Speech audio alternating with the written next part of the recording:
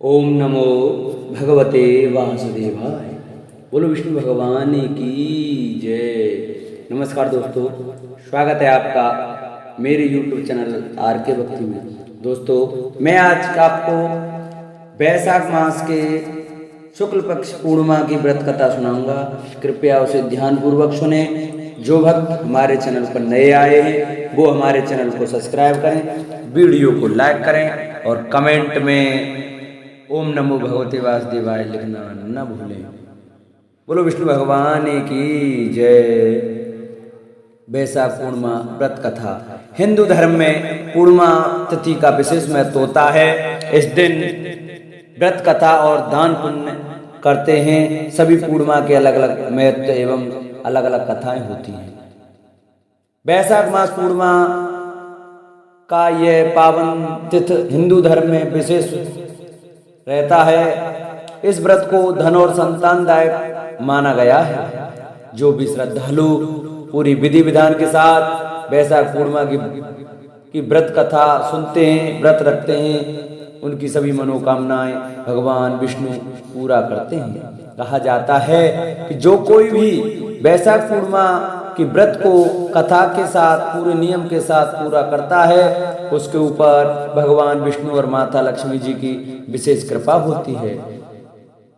तो आइए हम आपको बैसाख पूर्णिमा की कथा सुनाते हैं। बोलो विष्णु भगवान की जय। बैसाख पूर्णिमा व्रत कथा।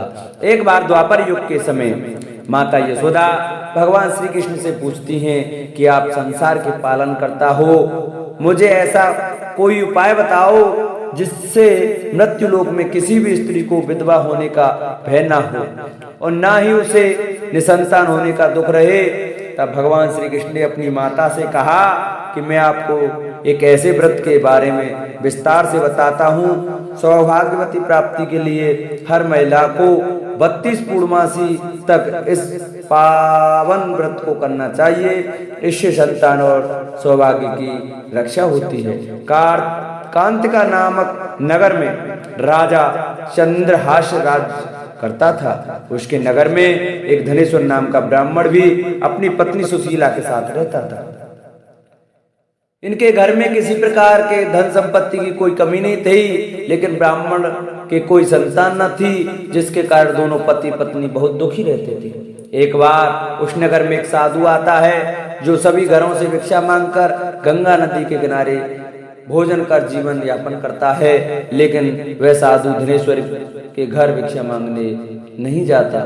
यह देखकर सुशीला और धनेश्वर बहुत दुखी हुए और जाकर उस साधु से पूछे कि आप सभी घरों से भिक्षा लेते हो लेकिन हमारे घर नहीं, ऐसा क्यों साधु महाराज? तब साधु ने कहा कि तुम निसंतान हो, ऐसे घर से भिक्षा लेना पतितों के अन्न के समान होता है। मैं पाप का भागीदार नहीं बनना चाहता, इसलिए तुम्हारे घर से भिक्षा नहीं लेता। यह सुन धनेश्वर बहुत दुखी हो जाता है और साधु से पूछता है कि ऐसा कोई उपाय बताइए जिससे मुझे भी संतान सुख की प्राप्ति हो। तब साधु ने उस दंपत्ति को 16 दिन तक मां चंडी के पूजन की सलाह दी, जिसके बाद धनेश्वर और उसकी पत्नी ने ऐसा ही किया। दंपत्ति की आराधना से प्रसन्न होकर मां काली प्रकट हुई और सुशीला को गर्भवती होने का वरदान दिया और कहा कि प्रत्येक पूर्णिमा को दीपक जलाएं। ऐसे ही सभी पूर्णिमा को दीपक की संख्या बढ़ाती जाना जब तक 32 दीपक न हो जाएं। माता के आशीर्वाद के फलस्वरूप सुशीला गर्भवती हुई। काली माता के कहे अनुसार वह दीपक जलाती रही। मां काली की कृपा से और आशीर्वाद से दंपत्ति के घर एक पुत्र ने जन्म लिया, जिसका नाम धनेश्वर और सुशीला ने देवदास रखा। देवदास जब बड़ा हुआ तो धनेश्वर ने उसे विद्या ग्रहण करने के लिए काशी भेजा। काशी में देवदास के साथ एक अजीब दुर्घटना घटी, जिसके कारण धोखे से देवदास का विवाह हो गया। जब देवदास ने बताया कि वह अल्पायु में है, फिर भी उसका विवाह जबरदस्ती करवा दिया गया। कुछ समय बाद जब देवदास के प्राण लेने काल आया तो काल देवदास का प्राण नहीं ले पाया। तब काल ने यमराज से कहा कि वह देवदास के प्राण लेने में असमर्थ है। जिसके पश्चात यमराज ने इसके पीछे का कारण जानने के लिए भगवान शिव और पार्वती के पास गया। तब माँ पार्वती ने कहा, माता काली के वरदान के वृत्तांत को सुनाया और कहा कि ब्राह्मण दंपति ने पूर्णिमा का व्रत रखा था, इसलिए काल देवता इसका कुछ बिगाड़ नहीं पाया। तभी से कहा जाता है कि पूर्णिमा के दिन व्रत करने से काल से मुक्ति मिलती है और भगवान सभी मनोकामनाएं पूर्ण करते हैं। बोलो विष्णु भगवान की जय। वैशाख पूर्णिमा की यह कहानी आपको कैसी लगी हमें कमेंट कर बताएं। अगर आपको हमारी कथा अच्छी लगी हो तो हमारी कथा को ज़्यादा से ज़्यादा शेयर करें, वीडियो को लाइक करें और चैनल को सब्सक्राइब करें।